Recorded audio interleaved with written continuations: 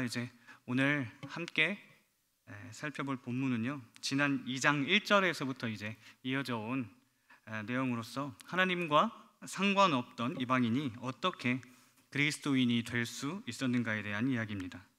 네, 이방인은 본래 하나님과는 전혀 상관이 없는 사람들이었습니다. 그런데 하나님은 하나님과 상관없던 이방인들에게 그리스도 안에서 구원의 은혜를 베푸심으로 말미암아 당신의 소유로 삼아 주셨습니다.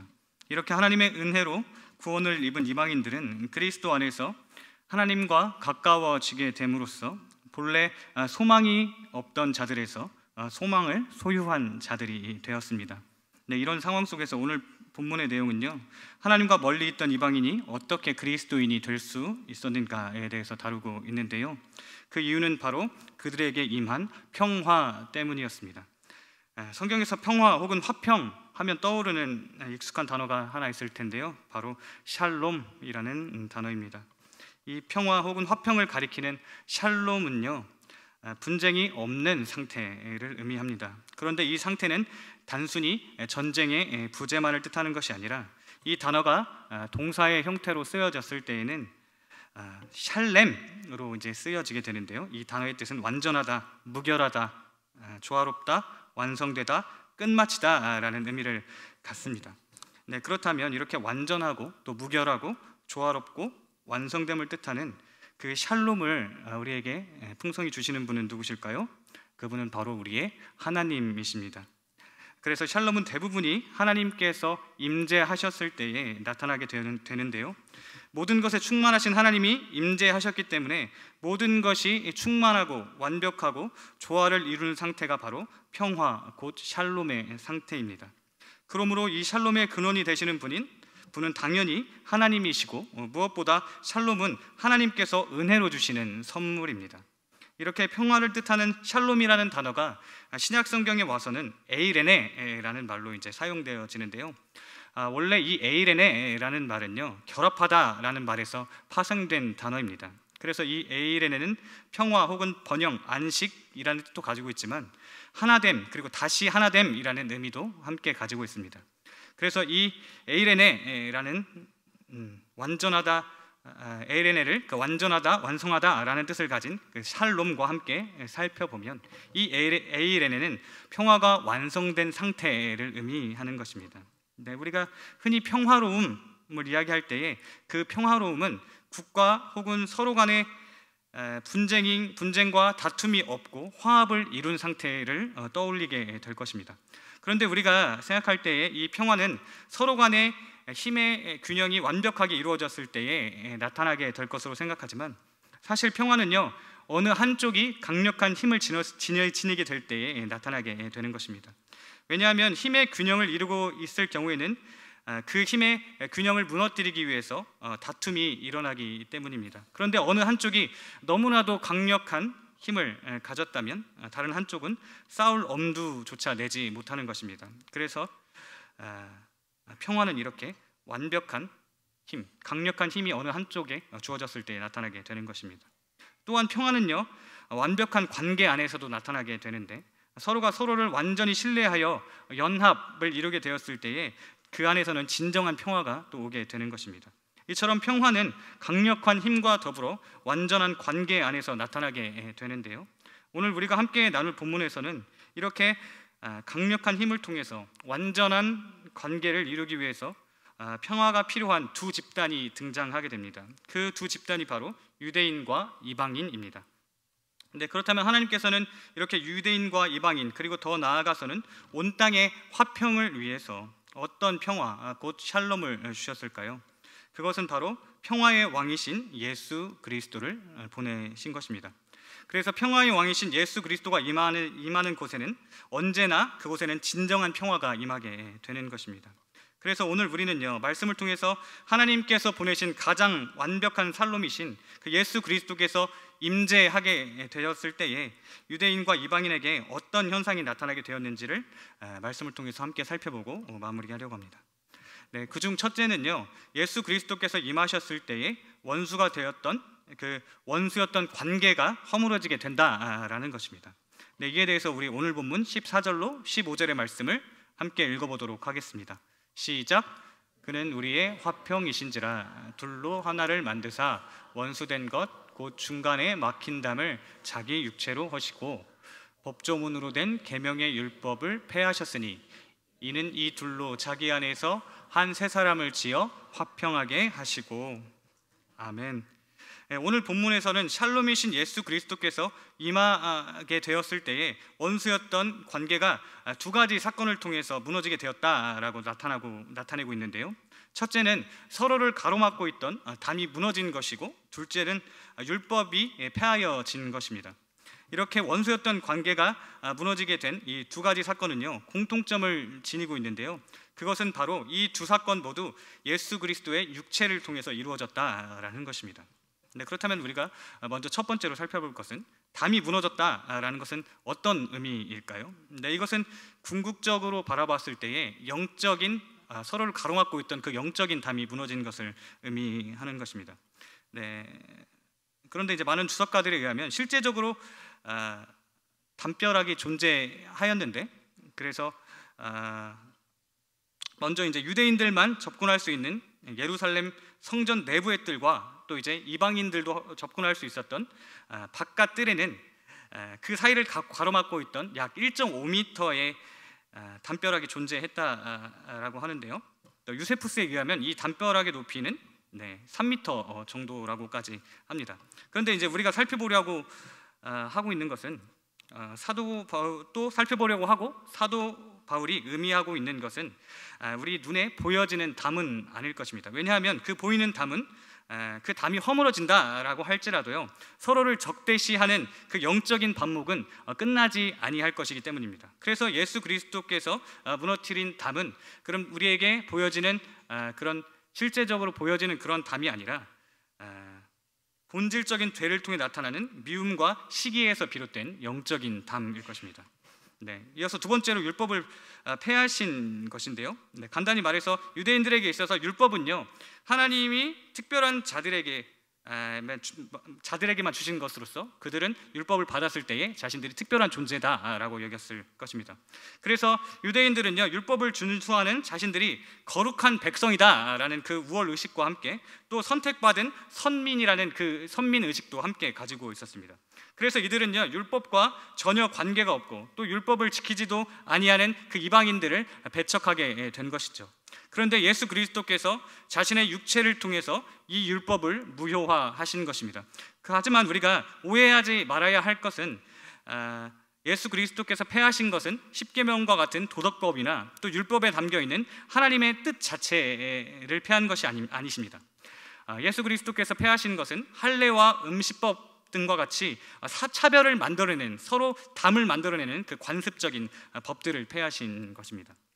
이렇게 예수 그리스도께서는 서로를 원수로 만들었던 담과 율법을 자신의 육체로 허무셨는데요.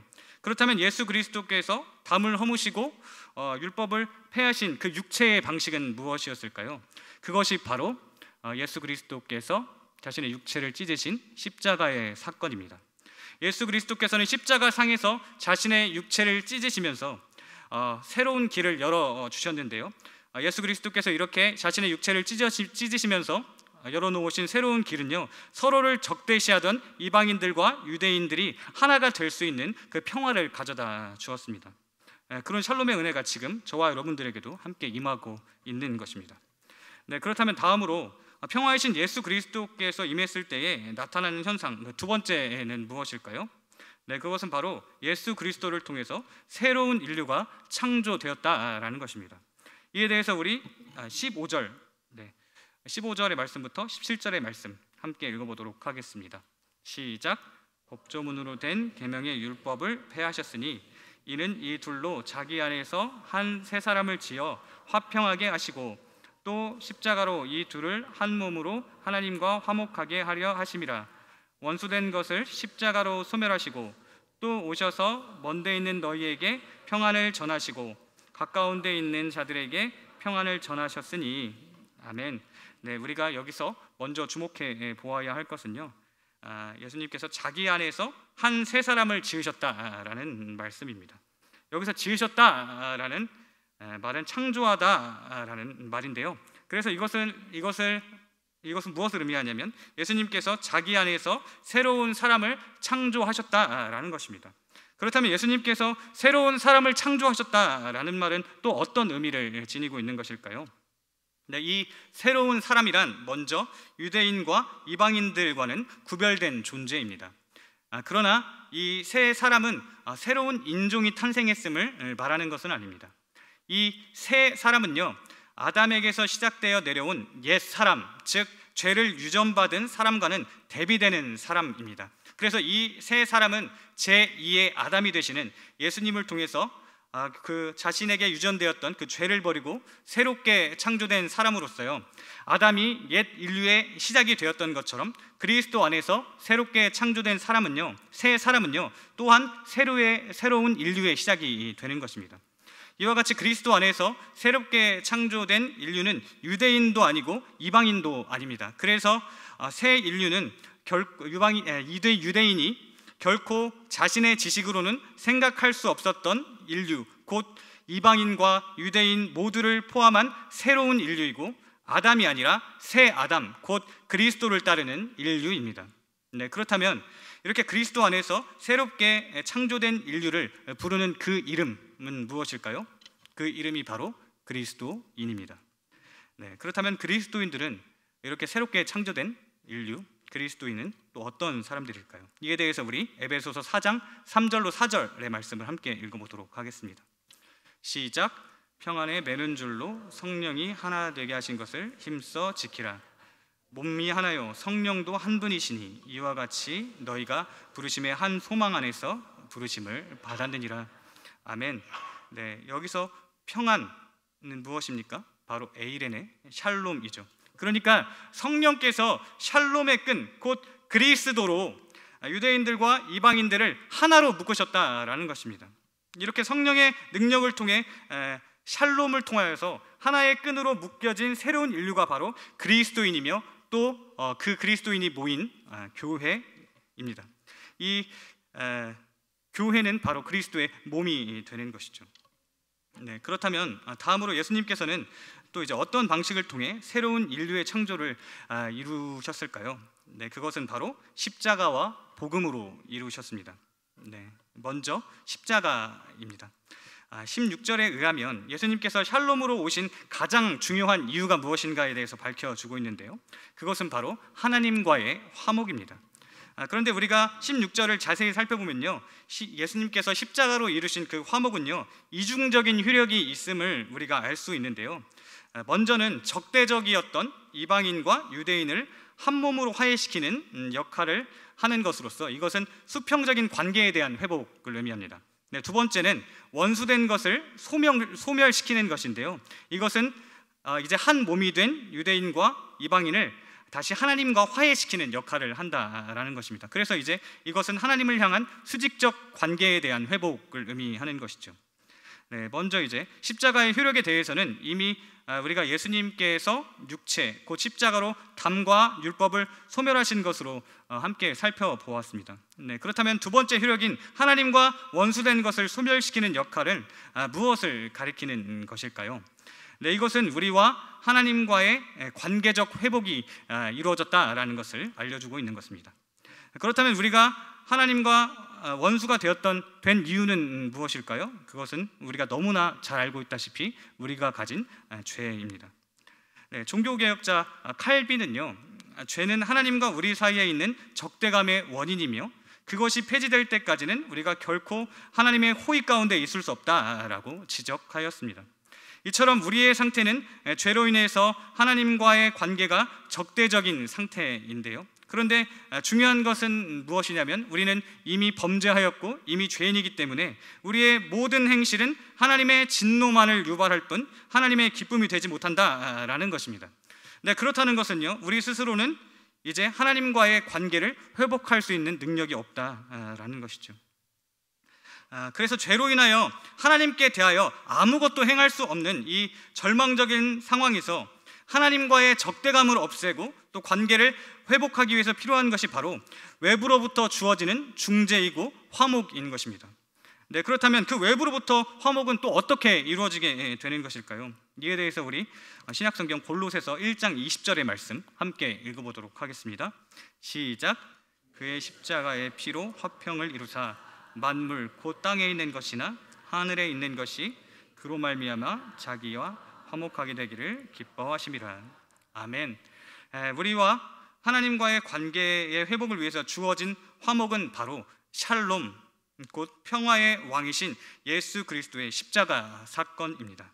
예수 그리스도께서는 십자가상에서 스스로 희생 제물이 되심으로써요, 하나님과 나를 가로막고 있던 그 죄의 담을 허무셨고, 그로 인해 우리가 다시 하나님과 연결되어지는 그 회복을 가져오게 되었습니다. 이처럼 예수 그리스도께서 나의 모든 죄를 짊어지시고 십자가에 죽으신 그 대속의 사건은요, 하나님과 우리 사이에 막혀있던 그 적대감을 없애고 하나님과의 화해를 가져온 그 샬롬의 사건입니다. 그러므로 샬롬의 중심이 무엇이냐라고 했을 때 그것은 바로 예수 그리스도의 십자가의 사건입니다. 네. 다음으로 이제 예수 그리스도께서 이루신 새로운 창조의 방식은 바로 복음입니다. 네, 복음이란 그리스도께서 십자가를 통해서 이루신 그 샬롬을 증거하는 일입니다. 17절에 의하면 그리스도께서 십자가를 통해서 이루신 평안이 먼데 있던 곧 이방인들에게 전해졌고, 또 가까이에 있던 유대인들에게도 전해졌습니다.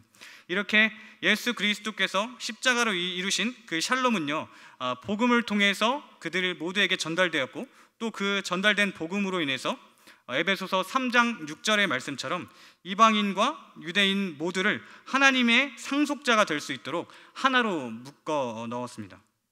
이처럼 십자가의 복음을 통해서 그리스도 안에서는 모두가 한 몸이 되고 또 하나의 지체가 되는 것입니다.